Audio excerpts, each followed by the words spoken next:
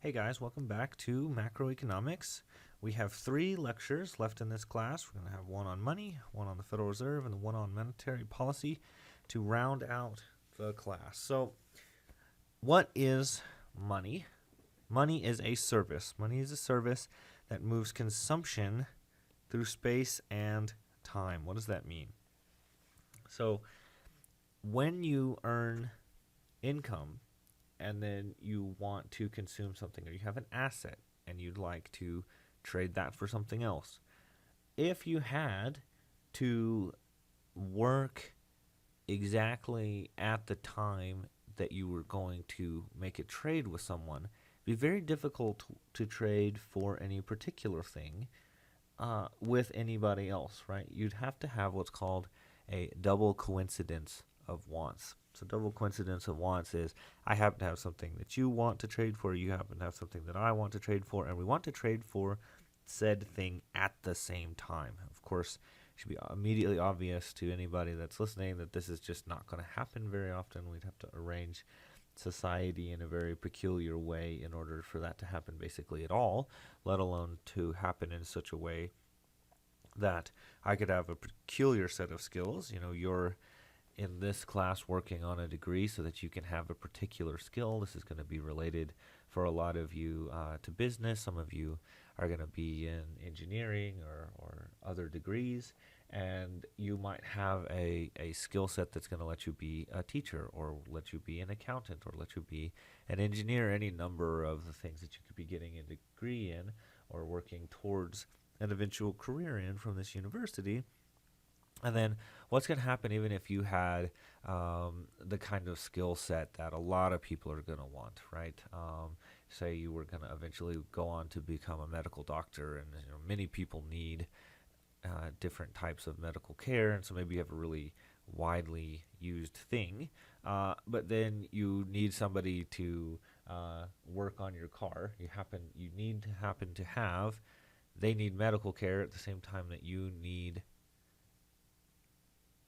your car worked on, right? So this just isn't gonna be this just isn't gonna happen very often.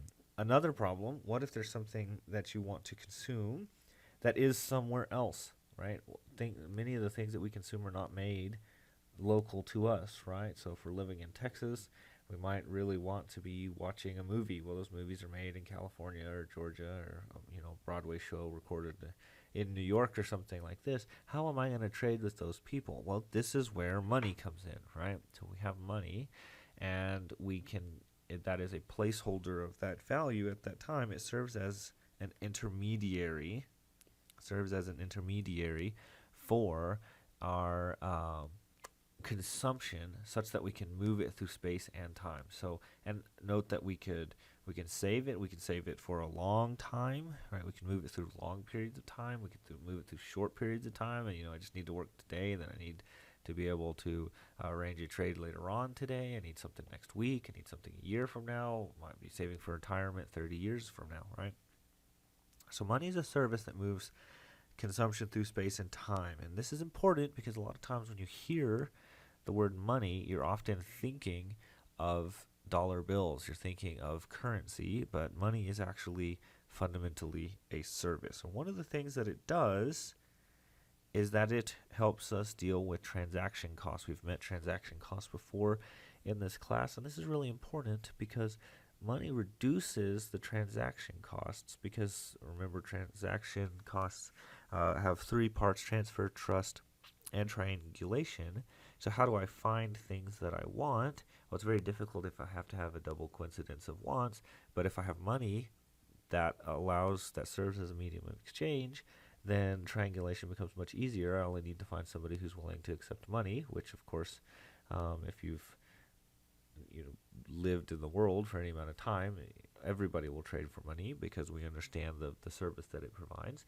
It also helps a lot with trust, as you can imagine, right? If I have to trade for things, if you've ever bartered, which you might have done, right? If you ever bartered for something, one of the things you're worried about is the quality, right? So I'm going to trade you my phone and you're going to give me your bicycle, right? What are you worried about? You're worried about, does this phone actually work? What am I worried about? Does this bike actually work, right? And those things aren't removed by money, but it removes half the equation, right?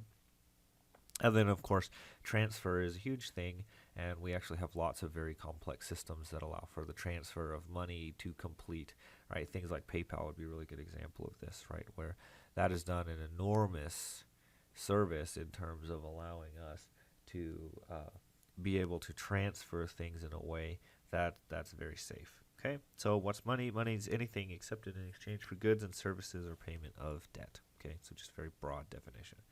Now, there are three criteria for something to serve as money well, right? For it to actually be good money.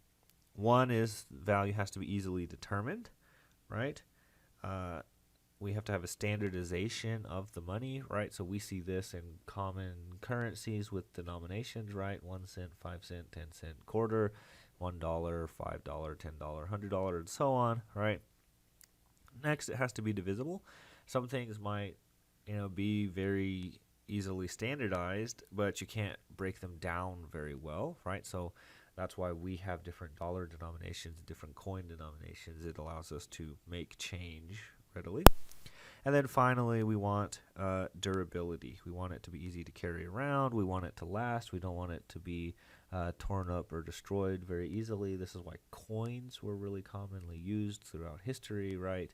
Because those are extremely durable. And in modern society, right, we have paper currency, which is still pretty durable, less durable than coins, obviously, but the needs for durability might be somewhat lower in modern times than others. Okay, so we've mentioned bills and coins as examples, but actually, right, checks, credit cards, money orders can all serve as this. Let's think of some sort of non-standard examples, right? How about drugs? Can drugs serve as money? Well, yeah, we might actually see people trading this in a way, and there are obvious examples of this in black markets, right, where you might have other things being used as an example of money. And of course, there's some obvious problems with this, right? Is the value going to be easily determined? That's kind of tough. Standardization, it's difficult to standardize things on the black market. It is pretty divisible, probably, in most cases, right? How about durability and easiness to carry? Well, it might be durable in some cases, might not. Part of the reason it might not might be because it's being consumed at different points, right?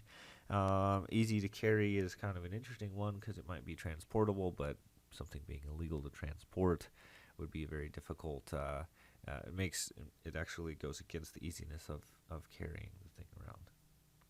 Okay, let's look at some really broad examples, right? One that everybody always asks about is Bitcoin. Okay? So Bitcoin is interesting, right? Because it is sort of easy to determine value. It's very standardized, right? A Bitcoin is worth a set amount. It's obviously divisible, right? Because you can go on and own like any fraction of a Bitcoin that you would like to own. Probably if any of you are in Bitcoin, you probably don't own a full, a whole Bitcoin, if you will. You own some proportion of a Bitcoin. So it's really good for making change, right? Anything that's digital currency is going to be good that way. Durability and easiness to carry is probably part of where Bitcoin struggles as money in some sense. It's very durable. It's not going to go away, and it's easy to carry in the sense that it's digital, but it's hard to trade with, right? And so you can't just go to any restaurant. I know some places do trade for Bitcoin and some places don't, so this is something that's probably changing rapidly over time. By the time, our children get to where they're going about their daily economic lives, maybe that really will be the case that just everywhere accepts Bitcoin. We talked about coins a lot already. How about other types of financial assets? Financial assets like stocks and bonds, right?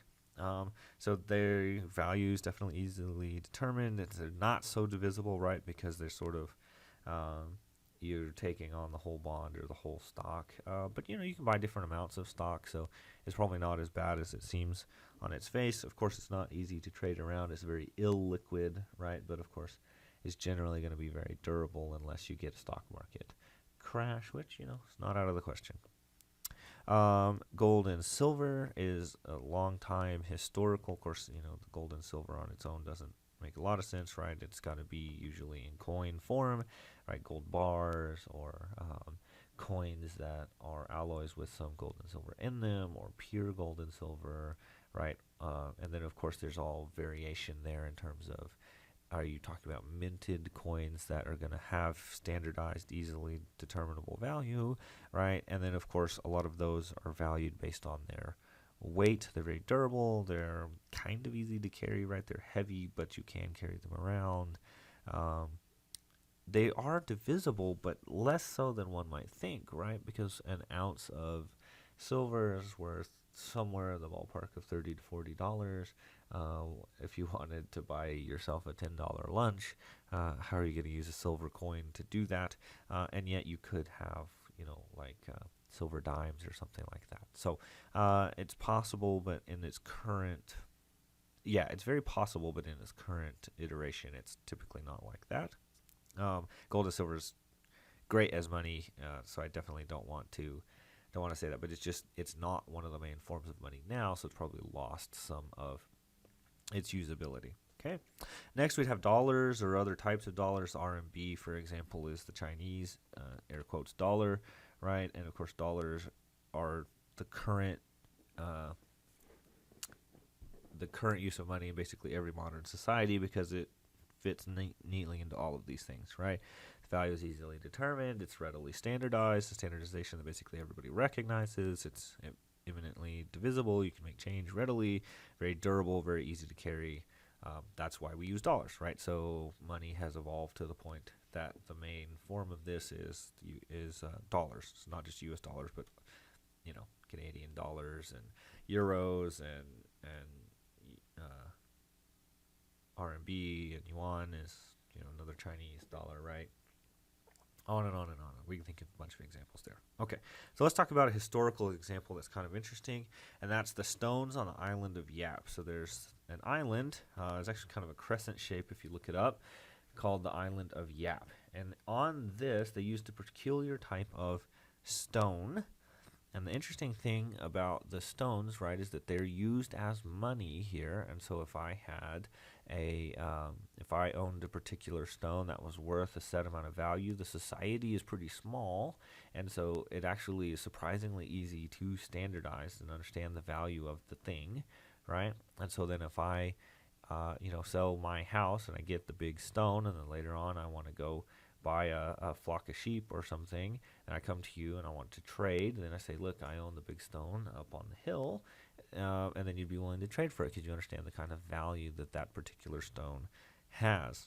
Now, it's because, right, that value wouldn't be easily determined in a global economy, but because of this local economy and island, it worked out pretty well, and there's some standardization of the size and just kind of cultural norms that took over and estimated that kind of value, and everybody agreed to it, so it worked out really well.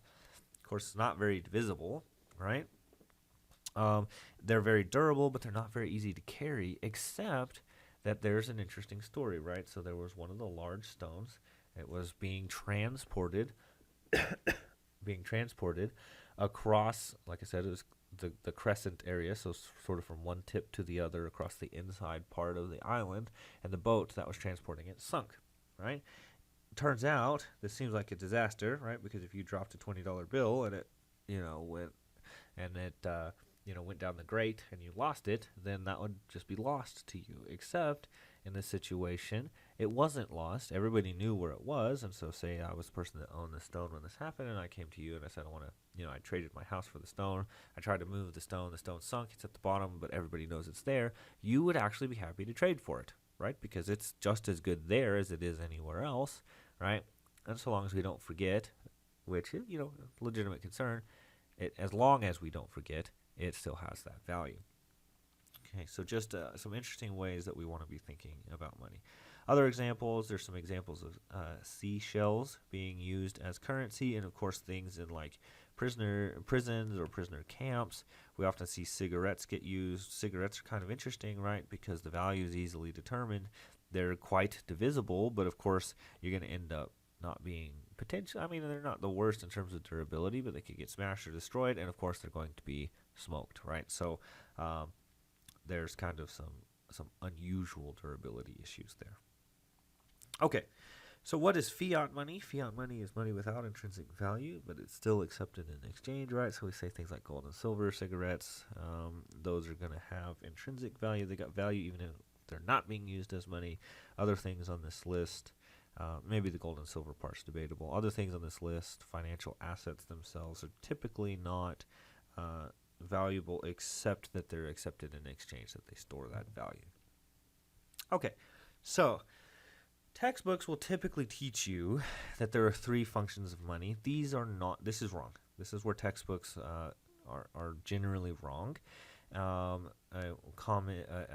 of the top economists in this area is named George Selgin, and he makes the point that there's only one function of money, and that it is a medium of exchange. So the other two that you're going to often hear are unit of account and store of value. But famous economist, the marginal revolution was brought to us by an economist named Carl Menger, and he called this the misconception of money, right? That money does all these other things. Money does one thing.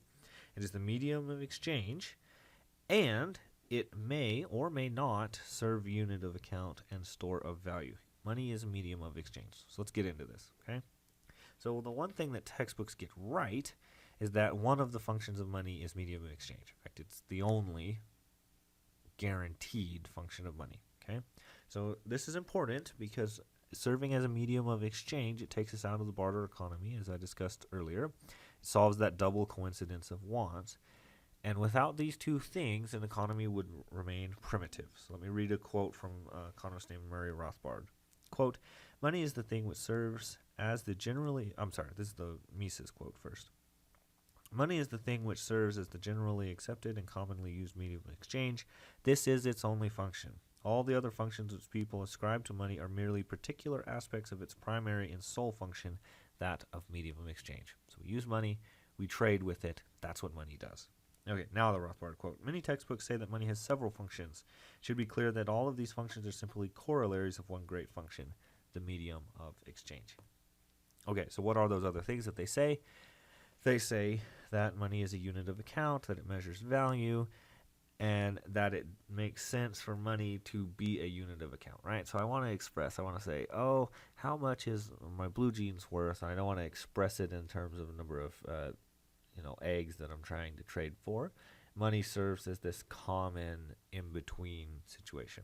Okay. The problem with this is there are actually some really prominent examples of money not serving as a unit of account. Cruzeiros in Brazil in 1992.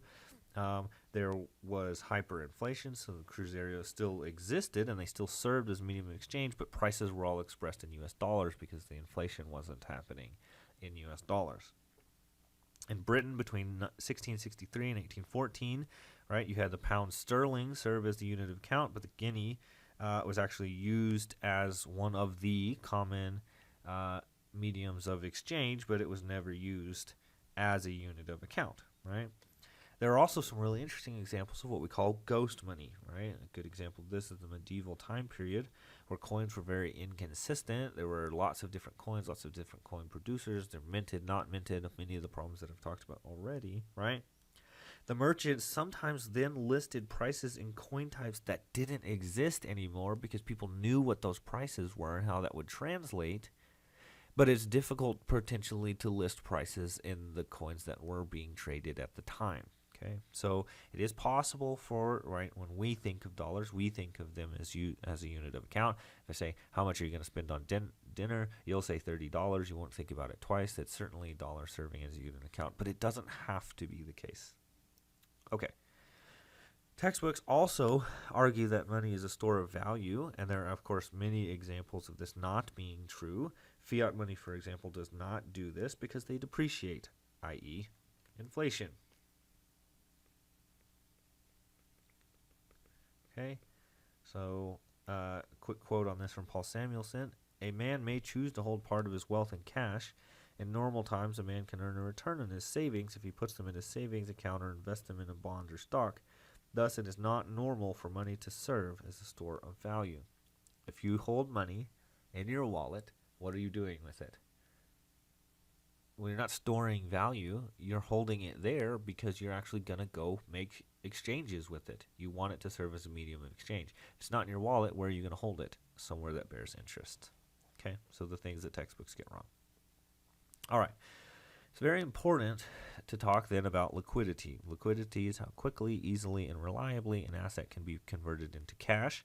Some things are very, very liquid. Savings and checking accounts, you can usually get your money almost instantaneously, if not instantaneously. Those are extremely liquid, right? And why is cash the standard of this, right? Because cash can always be traded. Some things are moderately liquid, and these are things that you can sell easily. A classic example of this back in the day, when you had Prohibition, was moonshine. Now, moonshine, this is not a joke on the liquidity of it being a drink, right? It could be sold very easily, and so you could have value that you had traded. You trade some of your let's just use a barter example. You trade something, right? You trade a meal for some moonshine. They take that moonshine. You're like, oh, actually, I'd like to have some cash, and I'd like to go make some other kind of trade with it. You can easily sell the moonshine. The moonshine's very liquid, right? Maybe this would be less true today, but it's an interesting example from Prohibition. Money, of course, has a long, interesting history, which is why we're going to get a lot of weird examples in this lecture. Your phone might be moderately liquid, right? You could sell your phone.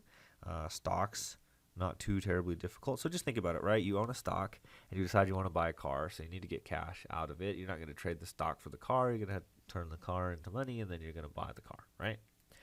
How long and how much trouble would it take you to divest yourself of stocks, right? I don't know, a day, a week, something like that.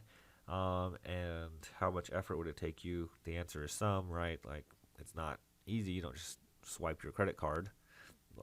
Remember we mentioned that savings account, checking account, right? Like, those are extremely liquid because you can just swipe your card or write a check or go withdraw money from savings very easy.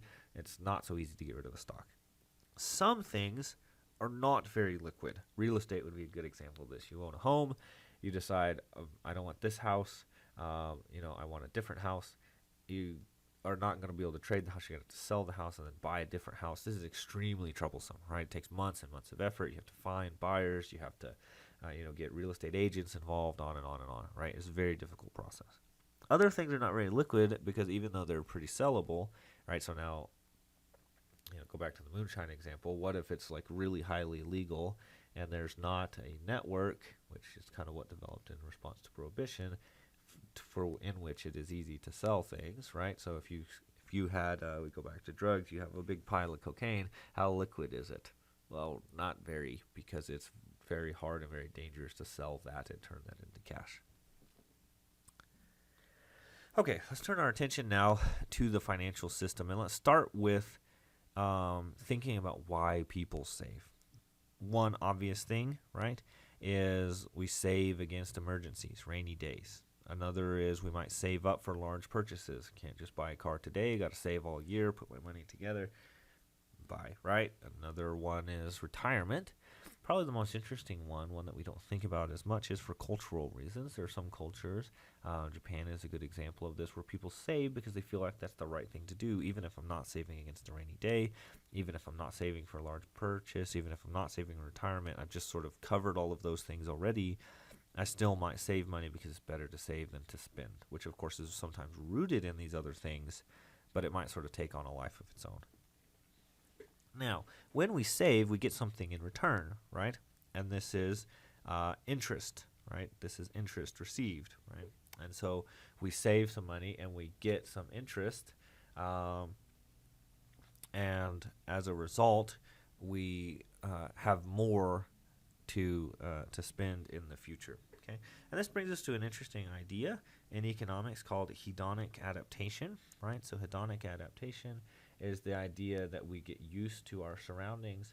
I was listening to, it was actually a pastor, and he was talking about, his ideal place to live, might be in the valley between two mountains, and he'd fish, and he'd hunt, and he'd do all these things, right? And he'd take in the beautiful nature. And he said, but over time, I could probably get used to it, and it wouldn't be as beautiful or attractive anymore. Well, this is very true. This is what we call hedonic adaptation. And of course, this has an important role in the financial system, because this can be one of our motivations to save, and we understand that our level of income we will get used to, right? And so why are people unhappy with their level of income? It's typically not because they've experienced that for a long time, but because they've had some change in that level. Okay, so next idea is what we call loanable funds, and this is money saved in financial institutions available to be borrowed. Okay, so let's look at the market for loanable funds. If this seems familiar, it's because it is. We covered this in some detail back when we were doing the early model of economics, the early growth model. Okay, so here's our market for loanable funds. The interest rate is the price. The amount of loanable funds is our quantity, if you will. All right, and then we have a normal supply curve and a normal demand curve. Okay, and then let's say there's something that causes us to save more, right? So we've got these reasons why people save. Something about those changes is a big cultural shift towards savings, and so it increases the supply of loanable funds. That is how much people are saving. What's going to happen, right? People want more of them. I'm sorry, there is more of them available, but the schedule by which people demand loanable funds, want to borrow the money, stays the same. What's going to happen? Well, the interest rate will drop and the amount of funds loaned out will go up, right? So there's normal market mechanics that everybody's comfortable with. Let's say for whatever reason, there's an increase in how much people want to borrow, and so demand increases, right? What's going to happen? The interest rate is going to go back up. The amount of loanable funds that are going to happen in the market is going to increase. This brings us to that idea. In the same way that prices are emergent, we want to understand interest rates are emergent, right? Interest rates are not set. And one of the dangers of living in our current society is people will talk about interest rates as if they are set. When they are not set, they are emergent. They respond to the amount of funds that are available to be borrowed and how much people want to borrow them. Okay, so how does this happen? This happens through the financial system. The financial system is a complex system composed of a set of institutions that allocate scarce resources, in this case financial capital, from savers to borrowers. So how do savers and borrowers get matched up in the market for loanable funds? The answer is the financial system. Okay, savers and borrowers can include a lot of things, right? Households, businesses, governments, they can all save or they can all borrow, right? Okay. Now, the firms that do this are called financial intermediaries. So financial firms, banks, mutual funds, insurance companies are probably your big three examples of that. They acquire funds from savers and they lend them out to borrowers. They match them up. Okay, financial institutions are very important because they increase the flow of funds in an economy, in and through an economy, by reducing those transaction costs, right? And they spread out the risk. It's very hard to find, right? Transaction costs. Probably could have written this down earlier, but we'll do it here, right? Triangulation, transfer, and trust, right? So you want to borrow or you want to save and you want to earn interest. How do you find somebody that wants to borrow? That's triangulation. You'd go to a bank and just put your money in there and let them find somebody to borrow. How do you transfer your money from somebody who's borrowing it and then them transfer their interest and principal payments back to you? Well, right now you wouldn't bother that. You'd allow the bank to do it, right? How do you know whether you can trust somebody? You don't need to do that. The bank takes on that risk, right? And then, of course, the risk sharing is another idea, too. If I make a one-to-one loan, right, I give you money, you build a garden in your backyard, and then you sell it, and then you pay me back with the proceeds from your garden.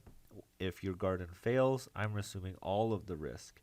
What happens in a bank, though, is they don't loan my money to one person and your money to another person. They loan some of my money to one person and some of my money to another person, and your money to one and then your money to another. And so when those fail, your money isn't completely gone. Okay. Through this system of taking in deposits from savers and giving out loans to borrowers, banks actually create money. Okay? They do this through the fractional reserve system. Banks are required, well, they used to be, they're not anymore. More on this in a minute. Banks used to be required to hold part of any deposit made by savers in cash, or with the Federal Reserve branch. So you had to be in their safe or it had to be in the Fed's safe, right? And then they take the excess reserves. So back when it used to be the case that they had to hold some of it, the excess was everything above the reserve requirement ratio, and then they could loan that part out. And when they loan that out, right, so if I put $100 in the bank, they loaned 90 of it out, then I have $100 in the bank, and then there's also 90 that you're using as money, right? So there's 190 out in the world right now because I was depositing money in the bank. Now, there are a long tradition in economics of arguing that this is not appropriate ethical behavior and that banks should be held to a full reserve requirement ratio, and there are ethical problems with this. I won't go into those too much here. If you're interested in that, you can look up the work of an economist named Gary North. Perhaps I'll even put some of his work in the folder along with this module. Okay, now, last thing that I want to say in this lecture is that historically the reserve required ratio was around 10%. The Fed actually reduced it to 0, so it's kind of a weird place where they haven't technically removed it because they want to be able to edit it in the future, but for all intents and purposes, there is currently no required reserve ratio. So banks actually can lend out all the money, so in theory, they could have no money in their vault and they could lend all that money out. That, of course, would be very risky, and so that's not typically how they operate, but the reserve required ratio is actually 0 right now.